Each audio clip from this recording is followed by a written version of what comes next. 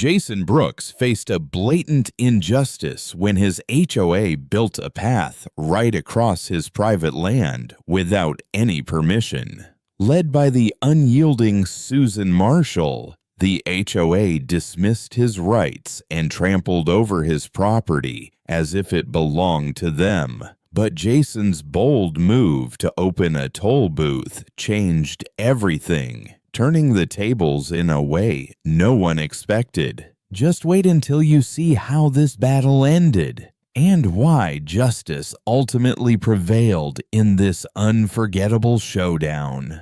Jason Brooks had always taken pride in his property. Nestled at the edge of a quiet suburban neighborhood in Ohio, his land was more than just a place to live. It was a sanctuary. Years ago, he had poured his savings into buying that parcel of land, envisioning a peaceful retreat where he could unwind after long days at work. The towering oaks, the wildflowers along the creek, the open space, everything was exactly as he had hoped. So when he stepped outside one morning and saw a freshly cleared dirt path cutting right through the middle of his property, his heart sank. At first, Jason couldn't believe what he was seeing. The path wasn't some overgrown trail or an old footpath. It was wide, neatly leveled, and looked like it had been recently constructed. Curious and confused, he walked closer, noting the footprints and tire marks from construction equipment. It was unmistakable. Someone had built a road through his land without even asking him. The sense of violation hit him immediately, like a punch to the gut. He remembered the last HOA meeting vividly. The Homeowners Association, led by Susan Marshall, the chairwoman who was known for her firm stance and strong personality, had talked about making some improvements to the neighborhood. The words felt hollow now. No one had mentioned anything about building a path across private property, least of all his. Jason felt blindsided. How could such a major decision be made without his knowledge or consent? After all, this was his land, his home. Trying to make sense of it all, Jason decided to confront the HOA board. He called Susan Marshall, hoping for an explanation. Susan's voice on the phone was calm but dismissive. She assured him that the path was created to improve access for neighbors, making it easier for people to get around. According to her, it was a community benefit, something that would add value to the neighborhood. But Jason wasn't convinced. It didn't feel like an innocent project or a simple convenience. It felt like a calculated move, one that disregarded his rights entirely. Jason started researching his property deeds and local laws. Every page he read confirmed the same uncomfortable truth. The HOA had no legal right to build on his land without his permission. Yet, here it was, an undeniable fact staring him in the face. The path ran directly across his property line, cutting off parts of his backyard and disrupting the natural landscape he had nurtured for years. The realization was bitter. This wasn't just about a path. It was about control, respect, and fairness. As Jason sat on his porch that evening, the weight of the situation settled heavily on his shoulders. The sense of shock morphed into a quiet, simmering frustration. How many others had been blindsided like this? How many decisions were being made behind closed doors, stripping homeowners of their rights bit by bit? His trust in the HOA was shattered, replaced by a nagging doubt that they prioritized their own interests over the community's well-being and over his property. Yet despite the shock and confusion, one thought remained clear in Jason's mind. He couldn't let this slide. His land was his life's work, and no one was going to take that away from him without a fight. The path wasn't just a physical intrusion. It was a symbol of something much bigger, an injustice that needed to be challenged. What started as shock was about to ignite a battle for respect, fairness, and the protection of what was rightfully his. What began as a shock soon turned into a daily gnawing irritation. Day after day, Jason Brooks watched with growing dismay as more and more people started using the new path across his land. It wasn't just a few neighbors strolling through occasionally. It had become a regular thoroughfare. Families walking their dogs, teenagers speeding by on bicycles, delivery drivers cutting through shortcuts. The foot traffic was relentless, and it was taking a toll. Jason's once pristine property was suffering. The bushes and wildflowers he had carefully nurtured were trampled underfoot. Weeds grew where they hadn't been before, disturbed by the constant passage of strangers. Trash appeared in corners where it had never been. Candy wrappers, plastic bottles, and other careless litter left behind by people who treated his land like a public park. The peaceful solitude Jason had cherished was slipping away, replaced by noise, disruption, and a sense of disrespect. Every evening, Jason would walk the path of destruction, his chest tightening with frustration. How had this gotten so out of hand? He had hoped the HOA would acknowledge the mistake and work with him to find a fair solution, but his attempts to reason with them only made things worse. Jason scheduled a meeting with Susan Marshall, the HOA chairwoman. He approached the conversation calmly, hoping to appeal to her sense of fairness. He explained how the path was damaging his property and disrupting his life. He asked for the path to be closed or rerouted, or at least for some compensation for the damages. But Susan was unmoved. She spoke with a cold authority that made Jason feel like he was speaking to a brick wall. "The path benefits the community," she said firmly. "We've done everything by the book. You're being unreasonable." There was no empathy in her voice, no room for negotiation. It was clear she saw the matter as settled, a decision made above Jason's objections. Susan's dismissive attitude was like salt in the wound. Jason realized this wasn't just a bureaucratic mistake. It was a deliberate disregard for his rights. The woman in charge acted as though her authority placed her above the law, as though his property and concerns were insignificant. The very people who were supposed to represent the neighborhood were trampling on the values of respect and fairness Jason held dear. With every conversation shut down, every plea ignored, a dark feeling began to build inside Jason. It wasn't just disappointment or frustration anymore. It was something sharper, an intense, burning hatred. How could they be so bold, so careless? How could they openly trespass, damage his land, and dismiss his rights without facing any consequences? The injustice felt personal, like an attack on everything he had worked for. But beneath the anger, there was also a deep sadness. Jason never imagined he'd be at odds with his own community, fighting against people he once trusted. The sense of betrayal was painful. He had hoped the HOA would be a force for good, helping neighbors live together peacefully and protect their shared interests. Instead, it was the opposite. It was a source of conflict, a mechanism for bullying and exclusion.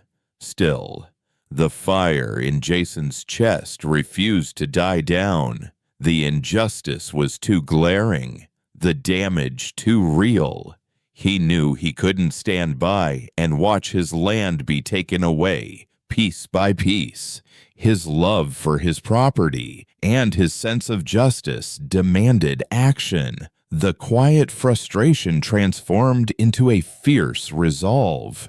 Jason wasn't just going to let the HOA walk all over him. He was going to fight back, and he was going to make sure everyone understood that crossing him came with a price. Jason Brooks knew that sitting back and waiting for the situation to resolve itself was no longer an option. His land was being invaded, his property rights ignored, and his peace shattered.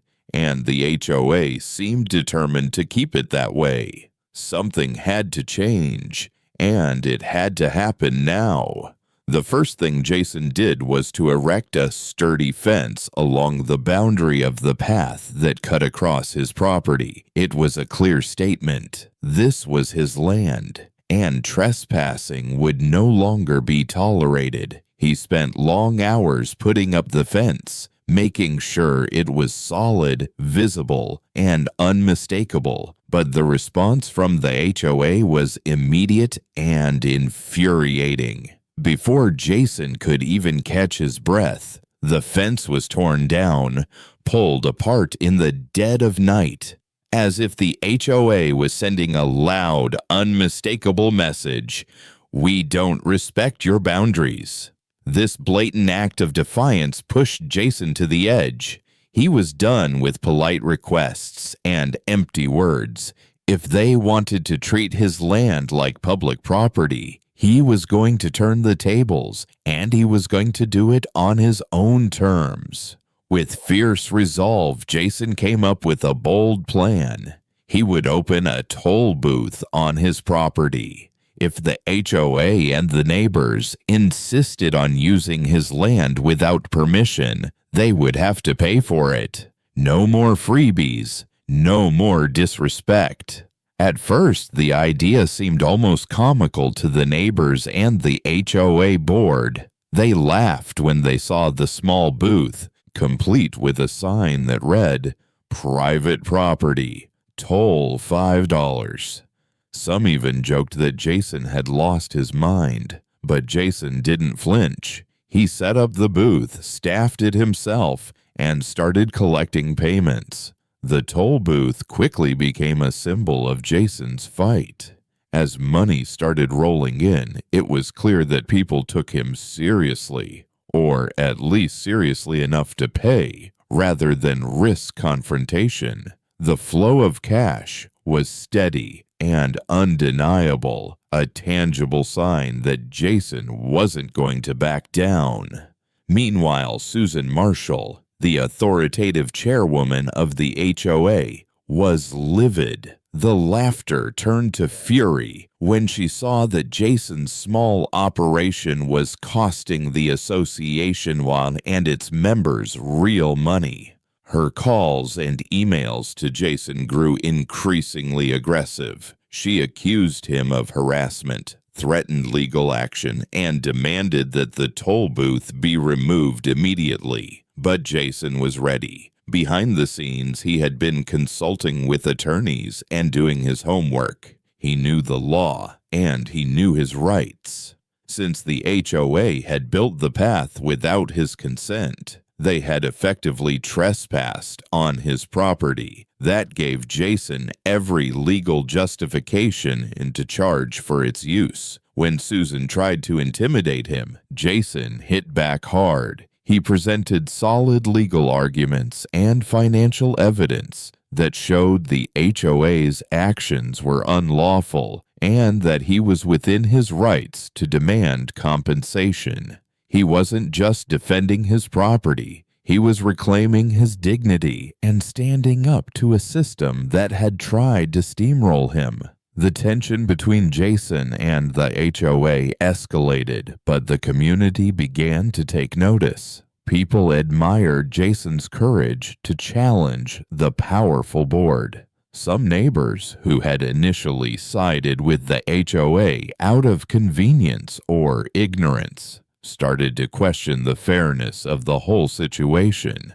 Jason's anger was no longer just personal. It was fuel for change. His toll booth was a small act of rebellion, but it struck at the heart of an injustice that many had overlooked. By turning the tables, Jason reminded everyone that property rights and respect weren't optional, and that sometimes standing up meant fighting fire with fire. After months of relentless battle, the tides finally began to turn in Jason Brooks' favor. The constant pressure from lawsuits, mounting legal fees, and an ever-growing wave of public support made it impossible for the Homeowners Association to maintain their stance. What started as a simple dispute over a piece of land evolved into a larger lesson about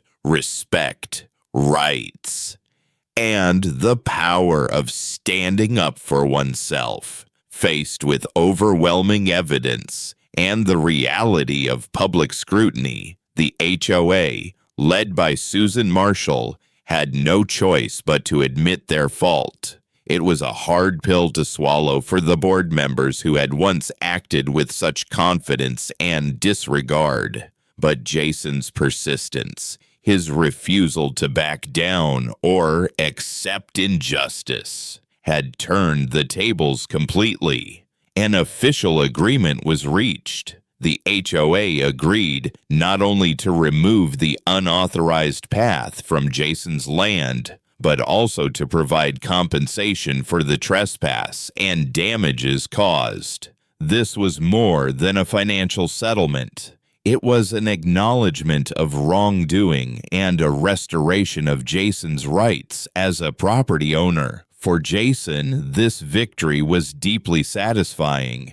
It wasn't just about the money or the removal of the path. It was about reclaiming his dignity, his peace, and his place in the community.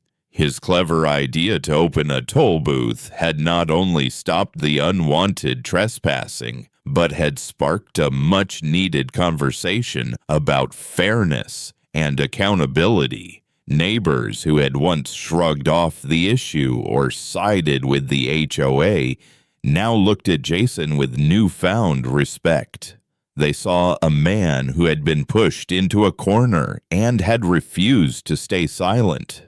His courage inspired others to stand up for themselves in their own struggles, reminding everyone that even when the odds seem stacked against you, perseverance can lead to justice. The story closed on a powerful note of triumph. Jason's journey was a testament to the idea that when you fight for what's right, you don't just win a personal battle, you send a message that resonates far beyond yourself. No one can simply cross boundaries or ignore rights without facing consequences. For the audience, the conclusion leaves a deep sense of satisfaction, an emotional release that justice, though sometimes delayed, does prevail. It's a story of empowerment, resilience, and the belief that fairness can be restored when someone refuses to accept anything less. Jason's experience stands as a reminder: the rights we hold dear must be defended, and standing up to injustice, no matter how daunting, is always worth the fight. In the end, justice was served, and with it came hope, not only for Jason, but for anyone who ever felt wronged and overlooked.